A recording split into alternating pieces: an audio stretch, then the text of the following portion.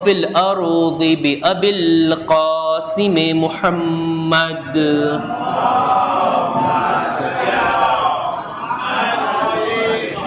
وعلى أهل بيته الطيبين الطاهرين المعصومين المظلومين ولعنة الله على أعدائهم أجمعين أما بعد فقد قال الله سبحانه وتعالى في كتابه الكريم بسم الله الرحمن الرحيم قل لا أسألكم عليه أجرا إلا المودة في القربى صلوات بر محمد وآل محمد.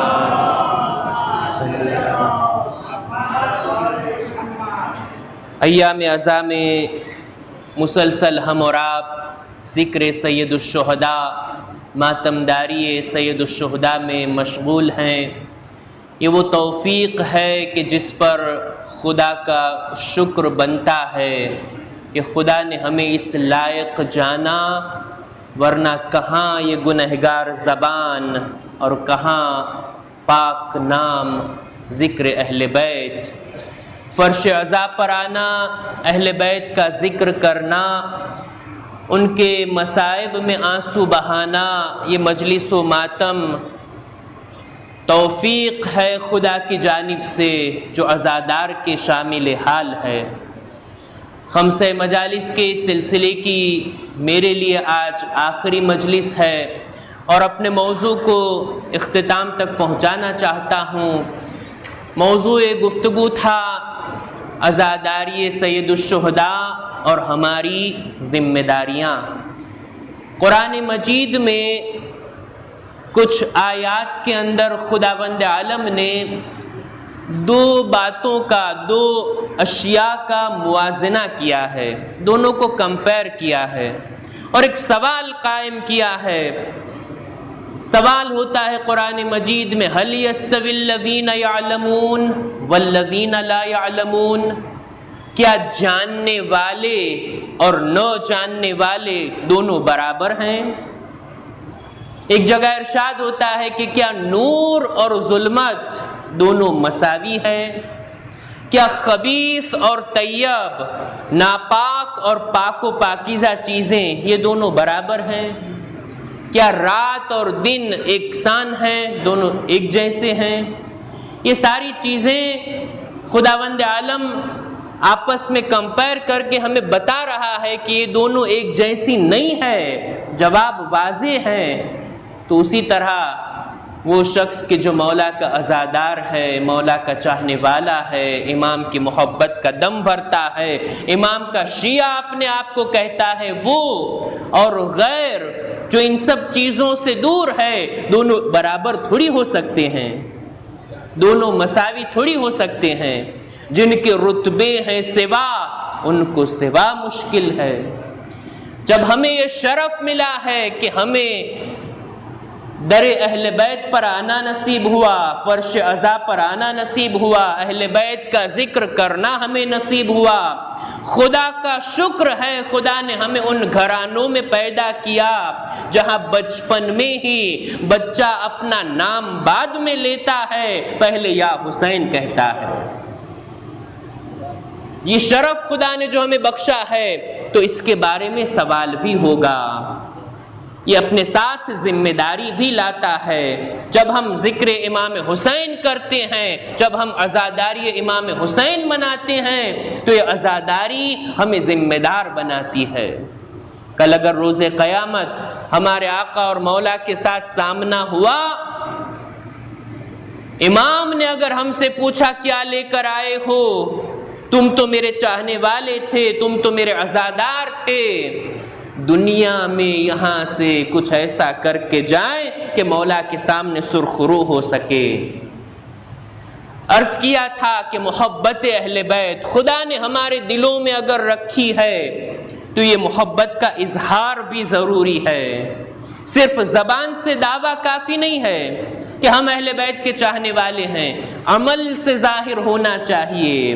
ایک محب کی، ایک اہل بیت کے چاہنے والے کی زندگی سے یہ ظاہر ہونا چاہیے، یہ عاشق اہل بیت ہے.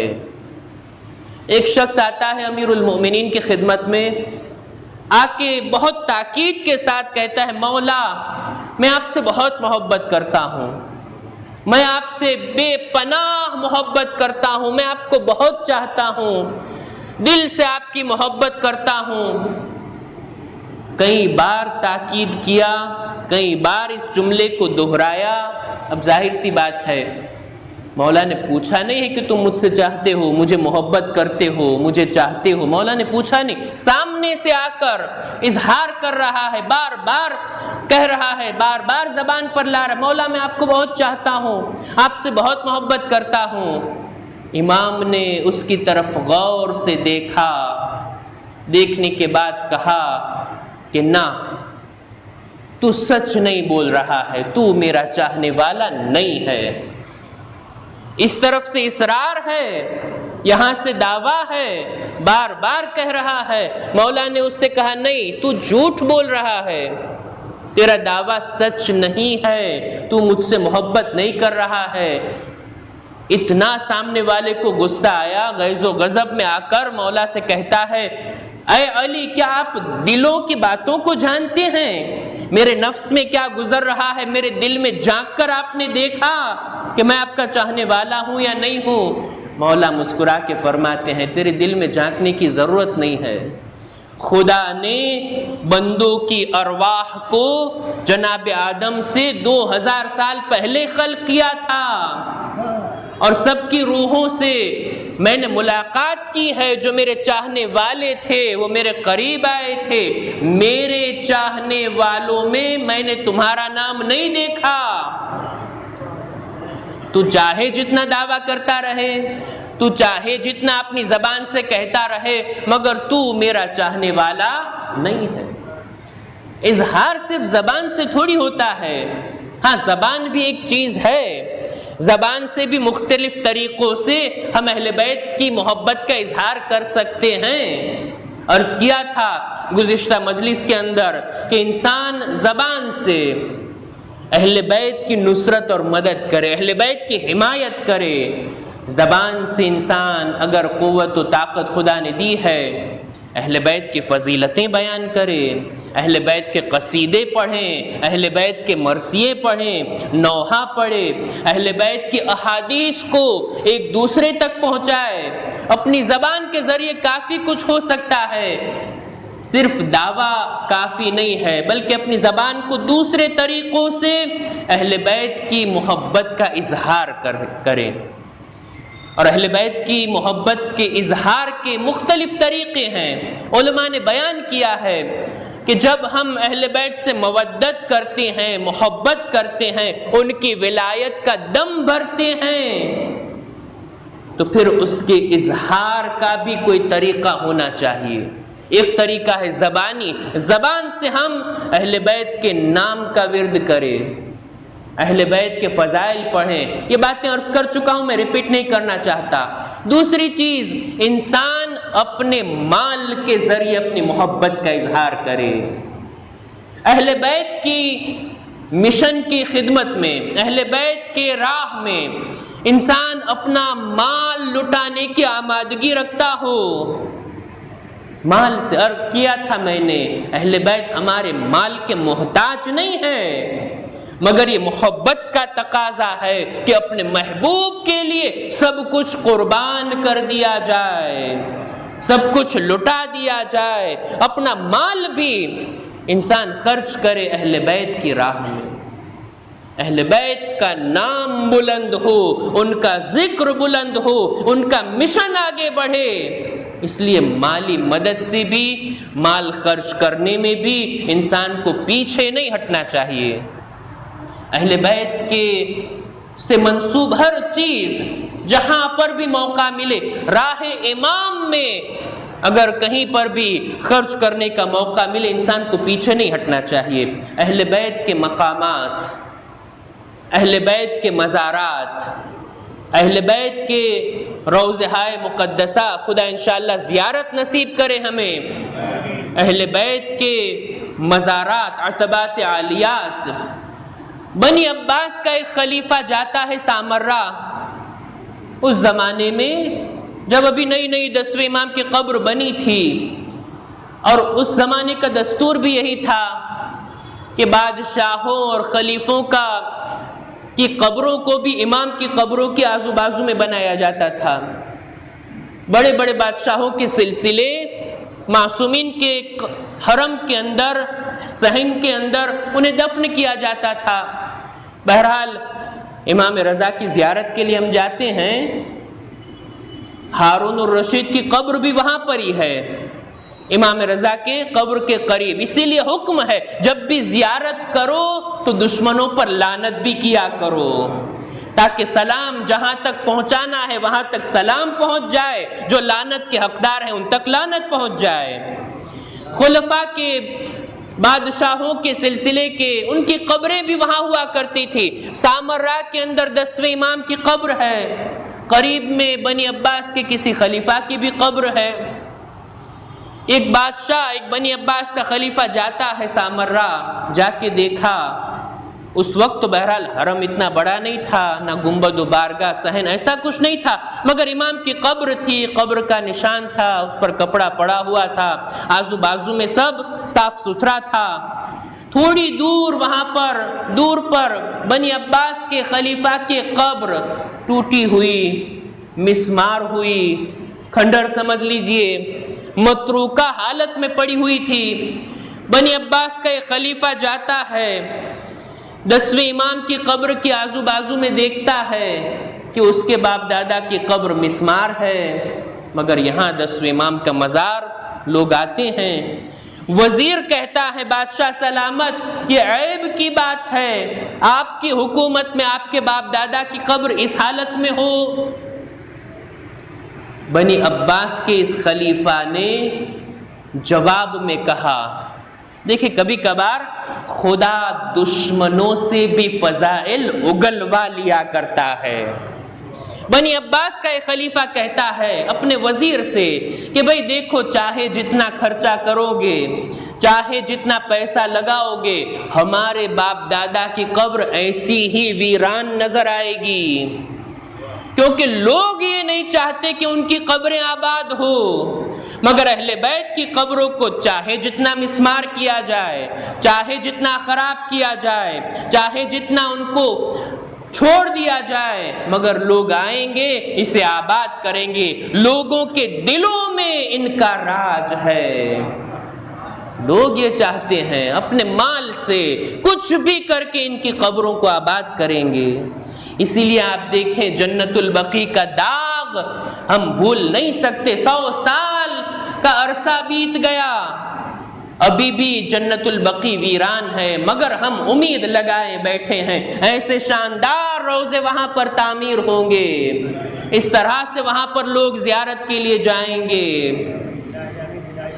یہی سامرا کے اندر جس کی گفتگو کر رہا ہوں، کتنی بار اس حرم پر اٹیک کیا گیا، پورا گنبد پہلے کا بھی میں نے دیکھا ہے اور نیا بنا ہے وہ بھی میں نے دیکھا ہے، کیا حالت کی گئی تھی گنبد کی، زرعی کی، مگر آج دیکھیں ایسا شاندار روضہ، جب بھی ہم نگاہ کرتے ہیں، نظریں اٹھاتے ہیں، سکون ملتا ہے۔ یہ روضہ، یہ معصومین کی یادیں یہ باقی رہے گی، لوگ یہاں مال خرچ کریں گے، لوگ اپنے مال میں سے کچھ نہ کچھ یہاں پر دیں گے اہل بیت کے نام کو بلند کرنے کے لیے، ان کی نشانیوں کو آباد کرنے کے لیے لوگ مال دینے سے پرہیز نہیں کرتے ہیں۔ مالی مدد، یہ بھی مودت اہل بیت کا اظہار ہے کہ انسان مال سے مدد کرے، اپنا مال ان پر لٹائے، ان پر نچھاور کرے۔ اہل بیت کی محبت کا اظہار کا ایک طریقہ یہ بھی ہے کہ انسان علمی کام کرے، ان سے علم لے، ان کا علم پھیلائے۔ یہ علمی کام بھی اہل بیت کی محبت کا ذریعہ ہے، ان کی محبت کے اظہار کا ایک ذریعہ ہے۔ علامہ امینی رحمت اللہ علیہ، بزرگ عالم دین، 30 سال تک زحمت کرتے ہیں، 10,000 کتابوں کا مطالعہ کرتے ہیں، اور ایک کتاب تحریر فرماتے ہیں الغدیر۔ غدیر کا واقعہ غیروں کی کتابوں سے مسلم ثابت کر کے رکھ دیا، آج تک کسی میں دم نہیں ہے کہ الغدیر کا کوئی جواب لے کے آئے۔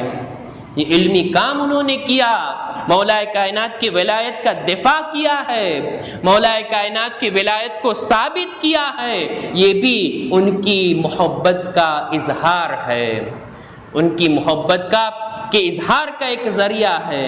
علامہ حلی، ان کا نام تو بہت سنا ہے، مشہور عالم دین ہے، اس زمانے کا بادشاہ، مغل بادشاہ سلطان محمد خدا بندے شیعہ ہو گیا علامہ حلی کے ہاتھوں، شیعہ ہو گیا، اور شیعہ مذہب کی کافی ترویج ہوتی ہے اس زمانے کے اندر، یہ اپنے علماء کی زحمتیں تھیں، ان کی محنتیں تھیں۔ وہ بادشاہ شیعہ ہونے کے بعد علامہ حلی سے تقاضا کرتا ہے کہ ہماری حکومت میں مختلف مذاہب کے علماء پائے جاتے ہیں، اگر کوئی آ کے مجھ سے سوال کرے کہ تم کیوں شیعہ ہوئے، میرے پاس دلیلیں ہونی چاہیے، آپ کوئی ایسی کتاب تالیف کیجئے کہ جو دلیل کے طور پر میں بیان کر سکوں۔ علامہ حلی ایک ہفتے کے کم وقت میں، ایک ہفتے کے اندر ایسی زبردست کتاب تالیف فرماتے ہیں، 2000 حدیثیں، 2000 دلیلیں امیر المومنین کی ولایت کے اوپر۔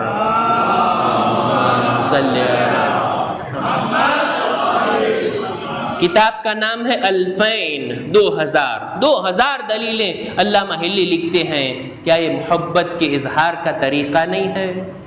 اے اہل بیت، ہم آپ کی بارگاہ میں، ہم آپ کی حضور میں جو محبت پیش کرتے ہیں، اس کا اظہار ایک یہ ہے کہ ان کے لیے علمی کام کیا جائے، علمی فعالیتیں کی جائے، علمی قدم اٹھایا جائے۔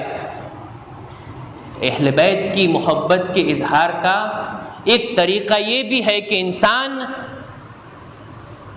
اہل بیت علیہم السلام کے ساتھ، ان کے حق میں، ان کے ذکر کرنے میں، ان کے چاہنے والوں کے ساتھ نیکی کرے، بھلائی کرے، اجتماع کے اندر، سماج کے اندر۔ اہل بیت کا چاہنے والا میں بھی ہوں، اور بھی ہیں اہل بیت کے چاہنے والے، دوسرے اہل بیت کے چاہنے والوں کے ساتھ اچھا سلوک، ان کی بھی مدد کرنا، ان کے ساتھ اچھے اخلاق سے پیش آنا، ایک یہ بھی راستہ ہے اہل بیت کی محبت کے اظہار کا۔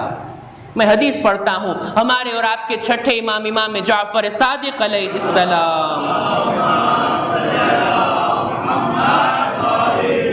ارشاد فرماتے ہیں کہ جو کوئی بھی ہم سے رابطہ کرنا چاہے، ہماری خدمت میں کچھ پیش کرنا چاہے، جو کچھ بھی ہم تک پہنچانا چاہے، اگر ہم تک رسائی نہیں ہے، اگر وہ ہماری خدمت میں نہیں آ سکتا، ہم تک کوئی چیز نہیں پہنچا سکتا، ہم تک اپنا مال، اپنی مدد نہیں پہنچا سکتا، جائے ہمارے چاہنے والوں تک پہنچائے، یہی لکھا جائے گا کہ اس نے گویا ہم تک یہ چیز پہنچائی۔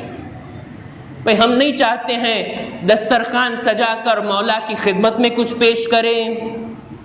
یہ نیاز اور نظر کا جو کانسیپٹ ہے، مولا کی نظر دی جاتی ہے، ہمارا تو دل یہ چاہتا ہے کہ خود امام تشریف لائے ہمارے سفرے پر، جسے ہم نے اپنے گھر میں سجایا ہے۔ مولا نے فرمایا اگر ہم تک نہیں پہنچا سکتے، ہم تک رسائی نہیں ہے، ہمارے نیک چاہنے والوں کو یہ کھلا دو، ان تک یہ پہنچا دو، یہی لکھا جائے گا کہ تم نے ہم تک یہ چیز پہنچائی۔ حتیٰ زیارت کے سلسلے میں حدیث میں نے دیکھی، اگر کوئی بندہ زیارت کے لیے نہیں آ سکتا ہے، ہماری ملاقات کے لیے نہیں آ سکتا ہے، ہمارے قبر کی زیارت کے لیے نہیں آ سکتا ہے، اگر وہ خلوص دل کے ساتھ اپنے مومن بھائیوں کی زیارت کرے، ہمارے چاہنے والوں سے خلوص سے ہماری محبت میں ملاقات کرے، بھئی جس مولا کی محبت میرے دل میں ہے، اسی مولا کی محبت اس کے دل میں ہے۔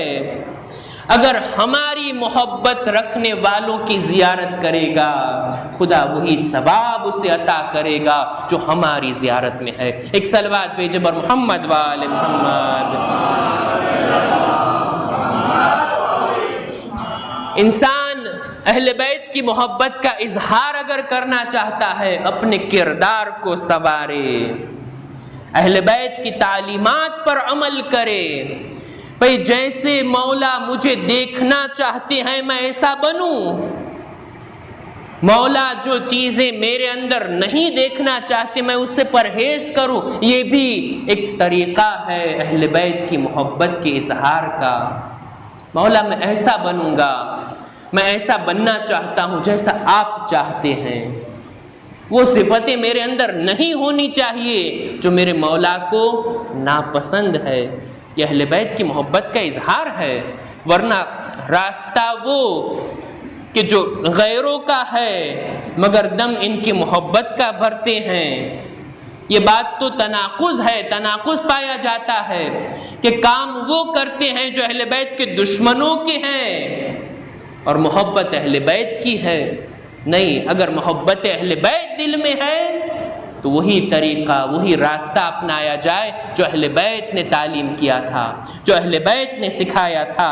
مولا کا فرمان ہے نا، معاشر الشیعہ کونوا لنا زینا ولا تکونوا علینا شینا، اے میرے شیعو ہمارے لیے زینت کا سبب بننا، ہمارے لیے باعث ذلت نہ بننا۔ یہ معصومین کا فرمان ہے۔ اگر اس کو نظر میں رکھتے ہوئے بندہ اپنی زندگی کو بہتر بنانا شروع کر دے، یہ خود اظہار محبت اہل بیت ہے۔ ہر طریقے سے انسان کو چاہیے اپنی محبت کا اظہار کرے، اہل بیت کی خدمت میں خالصانہ محبت کو پیش کرے، خلوص دل کے ساتھ۔ یہ محبت اہل بیت کی شان میں ہونی چاہیے۔ جب کسی سے محبت ہونا تو پھر انسان یہ نہیں دیکھتا مجھے کیا پسند ہے، میں کیا چاہتا ہوں، میرا دل کیا چاہتا ہے، نہیں، بلکہ انسان یہ دیکھتا ہے میرے مولا کیا چاہتے ہیں، میرے مولا کو کیا پسند ہے۔ وہ ہمارے محبوب ہیں اور یہی وجہ ہے کہ چاہنے والوں کا خوشی اور غم منانا تابع ہوا کرتا ہے اہل بیت کی خوشی اور غم کا۔ 8ویں امام نے فرمایا نا، وَافْرَحْ لِفَرَحِنَا وَاحْزُنْ لِحُزْنِنَا، ہمارے غم میں غمگین رہو، ہماری خوشی میں خوشحال ہو جاؤ۔ مولا ہمارا تو کوئی غم ہوتا ہی نہیں، جو غم ہے وہ صرف آپ کا غم ہے۔ ہمارے یہاں بھی کوئی غم آ جائے تو ہم اپنے مرنے والے پر نہیں روتے، ہم ذکر حسین کر کے روتے ہیں۔ خوشی کا موقع بھی، اگر ہمیں کوئی خوشی کا موقع منانا بھی ہے، ہم یہ تلاش کرتے ہیں اہل بیت کے گھر میں کب خوشی ہے، تب ہم اپنے یہاں خوشی کا موقع منائیں گے۔ بہرحال اہل بیت سے محبت کا اظہار، ایک طریقہ اظہار کا یہ بھی ہے کہ جب بھی خدا کی بارگاہ میں ہاتھوں کو اٹھایا جائے دعاؤں کے لیے، اپنے لیے بعد میں طلب کرتے ہیں، پہلے اہل بیت پر درود و صلوات بیچتے ہیں۔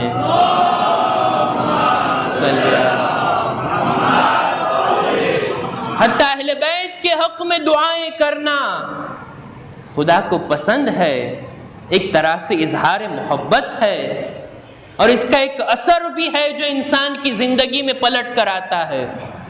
10ویں امام کا زمانہ ہے، اصفہان کے اندر ایک شخص شیعہ ہو گیا، نام ہے عبد الرحمن، شیعہ ہو جاتا ہے۔ اس زمانے میں اصفہان میں بہت کم شیعہ تھے، یہ شیعہ ہو گیا، اہل بیت کا چاہنے والا ہو گیا، اہل بیت کے مذہب کا پیرو بن گیا۔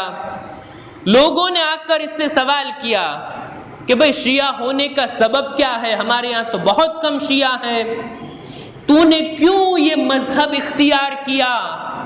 خود بیان کرتا ہے، کہا میں نے اپنی آنکھوں سے 10ویں امام سے وہ معجزہ دیکھا، وہ کرامت دیکھی، وہ واقعہ سبب ہوا کہ میں اہل بیت کے مذہب کی طرف مائل ہو گیا۔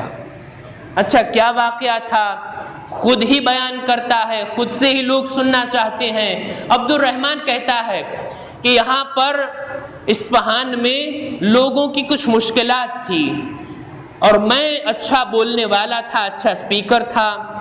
لوگوں نے یہ طے کیا کہ تم ہماری مشکلات کو لے کر سامرا جاؤ، متوکل کے دربار میں جاؤ، وہاں پر ہماری مشکلات کو بیان کرنا اور راہ حل تلاش کر کے واپس آ جانا۔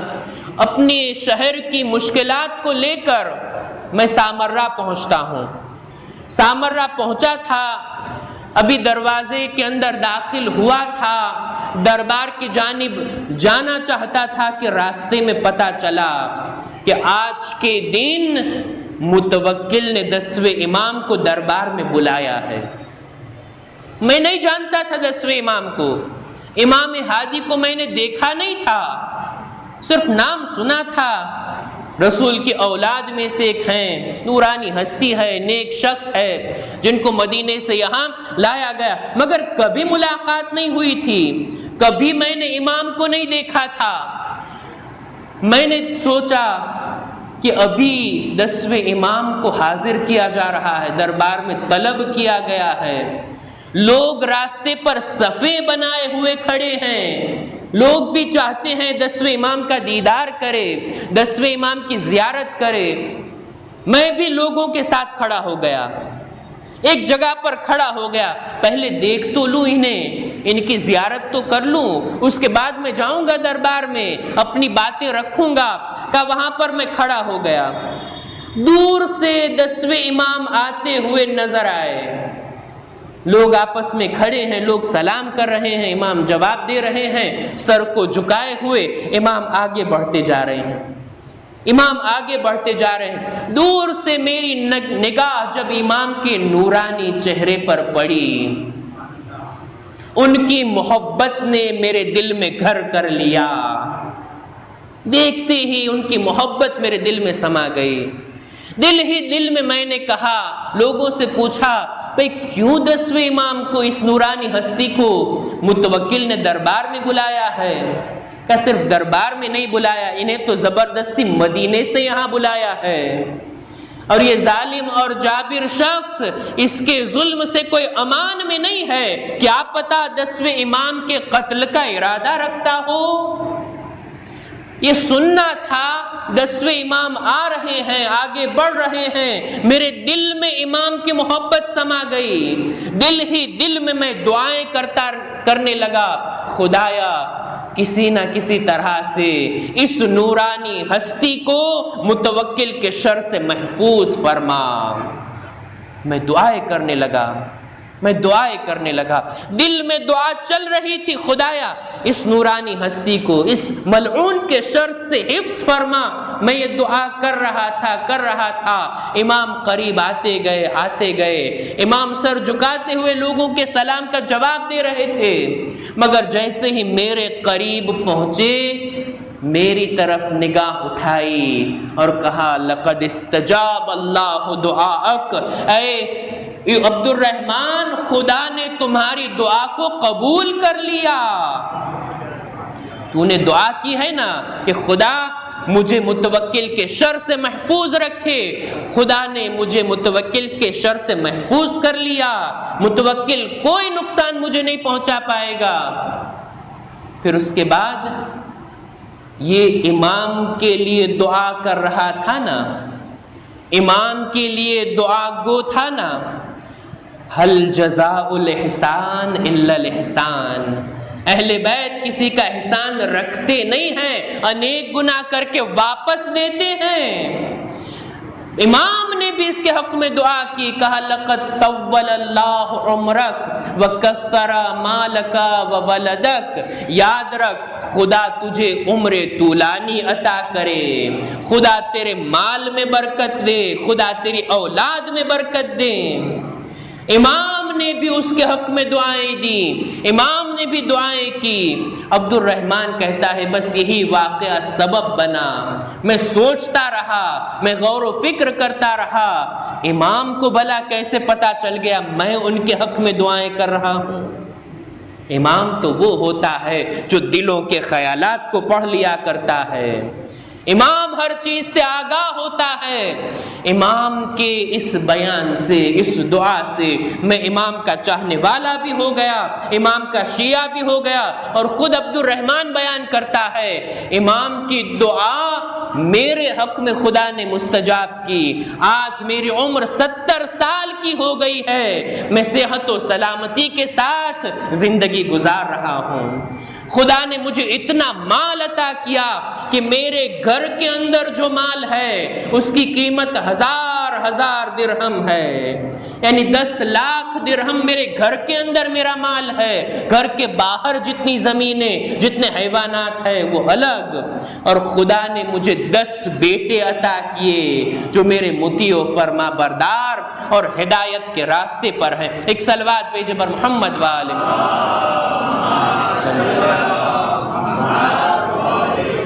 اہل بیت کے حق میں دعائیں کرنا، اہل بیت کے بارے میں خدا سے طلب کرنا۔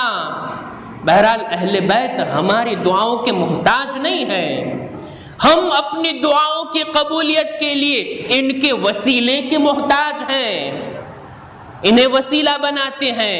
مگر پھر بھی اہل بیت کے حق میں اگر ہم دعائیں کرتے ہیں یہ ہماری محبت کا اظہار ہے۔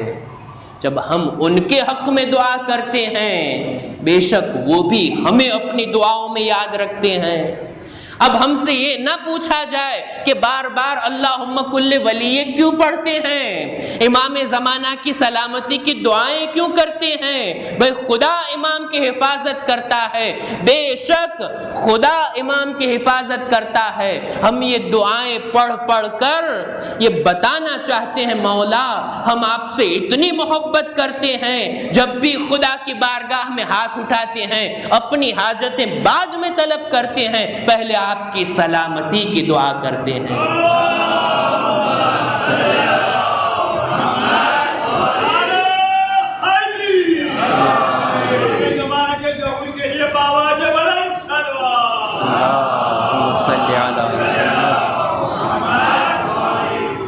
امام کے بارگاہ، امام کے حق میں دعائیں کرنا، اور اس کا اثر بھی ہے، ہم جب دعائیں کریں گے تو بہرحال امام بھی اپنی دعاؤں میں ہمیں یاد رکھیں گے، اور جس کے لیے امام دعا کر دے بھلا ہو سکتا ہے وہ دعا رد ہو جائے؟ ہو سکتا ہے؟ ہرگز نہیں۔ امام کی دعا امام مستجاب الدعویٰ ہوتا ہے، ان کی دعائیں ہمارے حق میں قبول ہوتی ہیں۔ اہل بیت کے لیے دعائیں کرنا یہ اپنی محبت کا اظہار ہے۔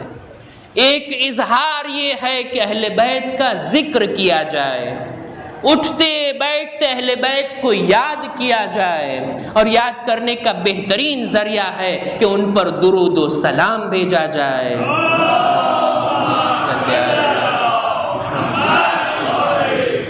اہل بیت کے ذکر سے ہمارے گھر کو منور کیا جائے، اپنے کاروبار کی جگہ کو منور کیا جائے، اپنی سواری کو منور کیا جائے، جہاں پر بھی ہو اہل بیت کا ذکر۔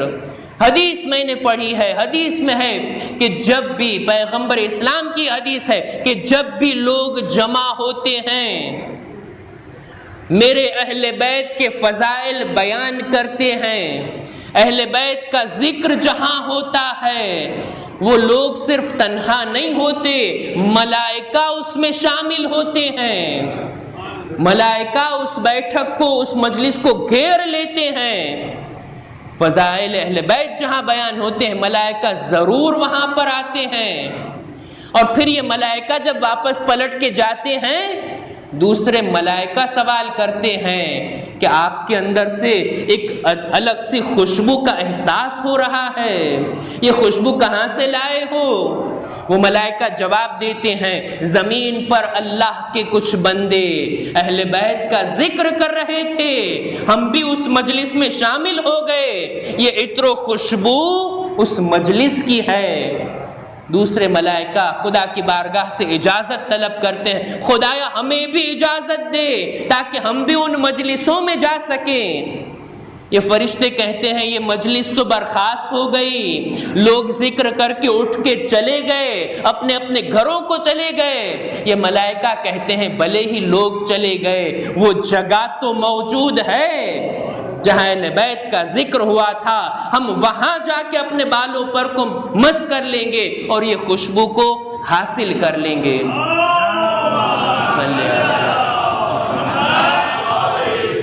اہل بیت کا ذکر، اہل بیت کی فضیلتیں، حدیث میں نے دیکھی ہے، اہل بیت کا ذکر ہر مشکل کا حل ہے، اہل بیت کا ذکر ہر درد کی دوا ہے۔ جہاں پر بھی اہل بیت کا ذکر ہوتا ہے، ان کے فضائل بیان ہوتے ہیں، یہ ہر مشکل، ہر درد، ہر دکھ کی دوا ہے۔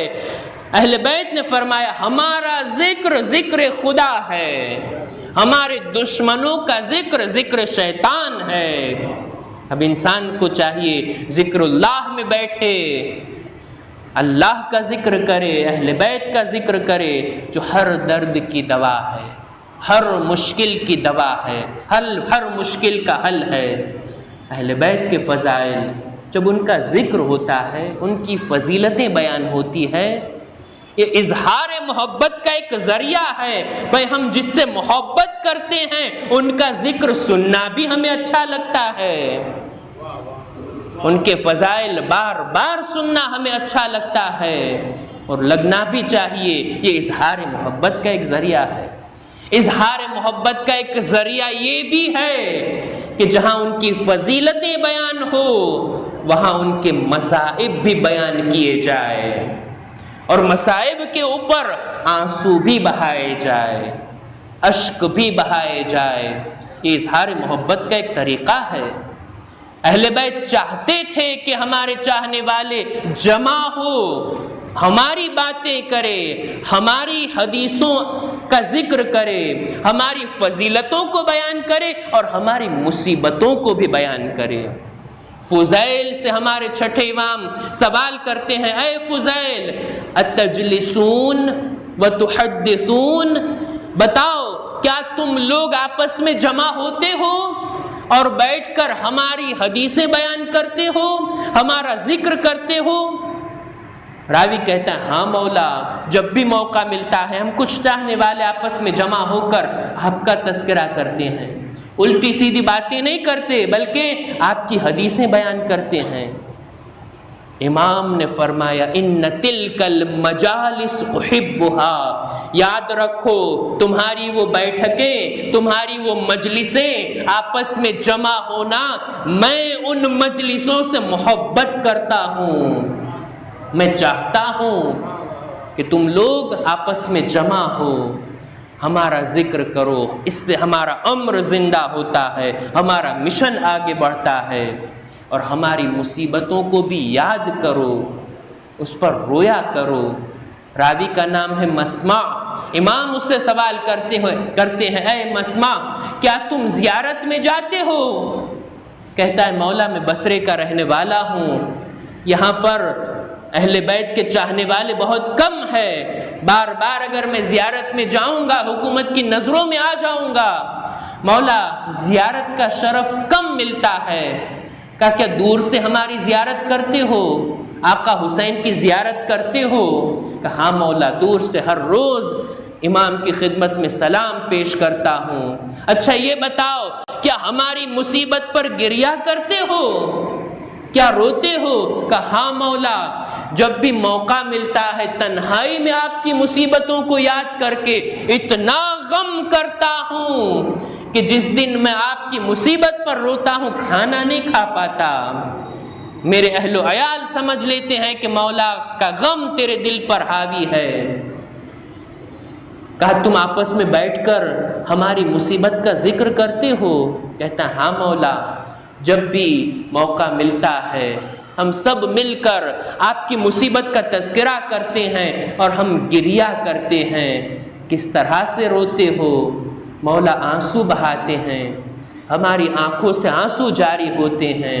مولا نے فرمایا جو کوئی بھی ہمارے اوپر پڑی ہوئی مصیبت پر آنسو بہائے گا، آنسو اگر اس کے گال پر جاری ہوتا ہے خدا اس پر جنت واجب قرار دیتا ہے، خدا اس کے گناہوں کو معاف کرتا ہے۔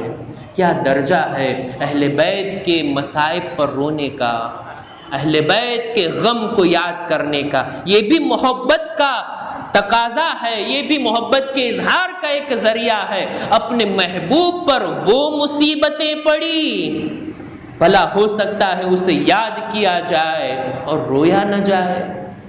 نفس المحموم لنا تسبیح وہمہ لنا عبادہ۔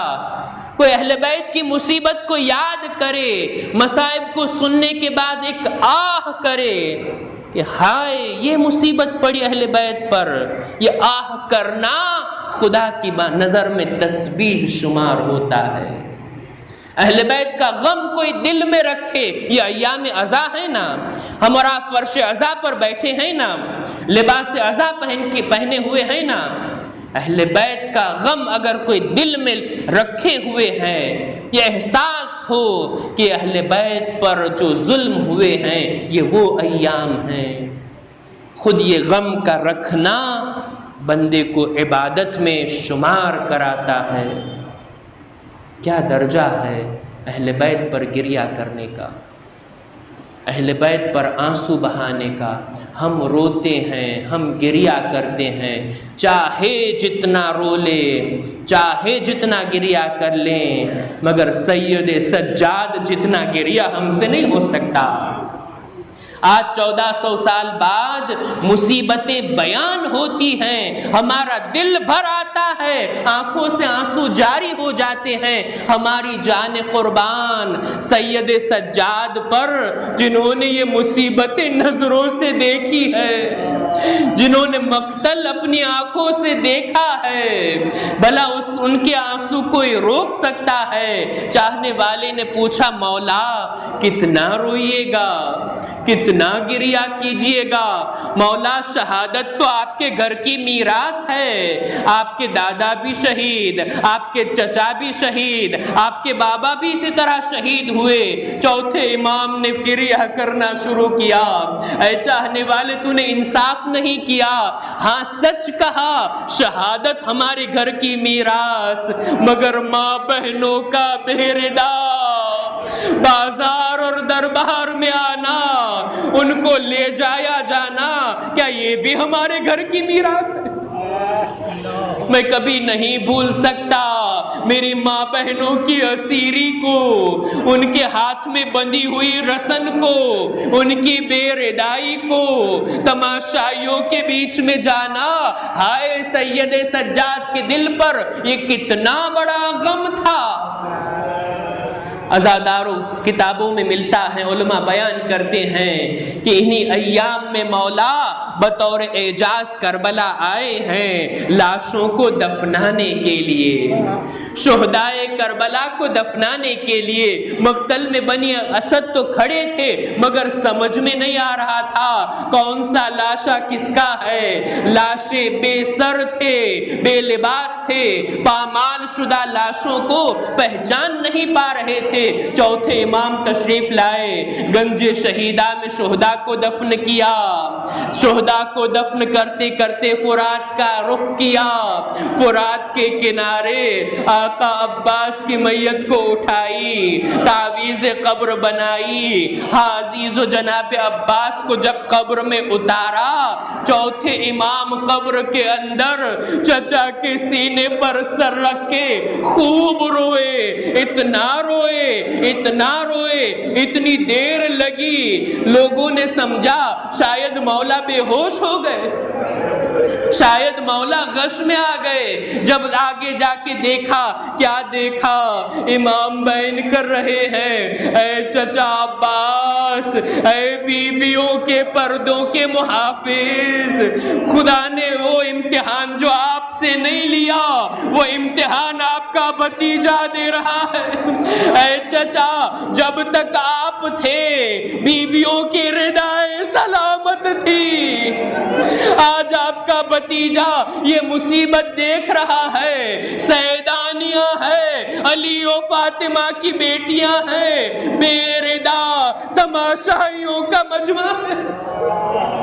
عزادارو اب امام آتے ہیں، قتل قتل گاہ کی جانب یہاں پر آ کر ایک بوسیدہ چٹائی کو لیا، امام کی لاش کے ٹکڑوں کو جمع کیا، آقا حسین کی قبر بنانے لگے۔ قبر میں اتر کر امام اتنا گریا کرتے ہیں، اتنا روتے ہیں، بس عزیزو آخری جملہ ہم پرسا پیش کرتے ہیں، رونے کا حق تو ادا نہیں کر سکتے مگر اپنے آنسوؤں کو رومال سیدہ میں ضرور پیش کریں گے۔ امام جب آقا حسین کو قبر میں اتار رہے تھے، عزیزو شریعت کا حکم ہے نا، جب میت کو قبر میں لٹایا جائے تو ان کے چہرے کو قبلہ رخ کیا جاتا ہے۔ ہائے سید سجاد کہہ رہے تھے، اے بابا آپ کی تدفین میں شریعت کے اس حکم کا کیسے عمل کروں؟ آپ کا بدن کربلا میں ہے، آپ کا سر کوفے کی بازار میں، آپ کا سر نو کے نیزہ پر ہے۔ اے میرے بابا آپ کے سر پر بھی ظلم ہو رہے ہیں۔ لعنت اللہ علی القوم الظالمین وسيعلم الذين ظلموا أي منقلب ينقلبون۔ انا للہ و انا الیہ راجعون۔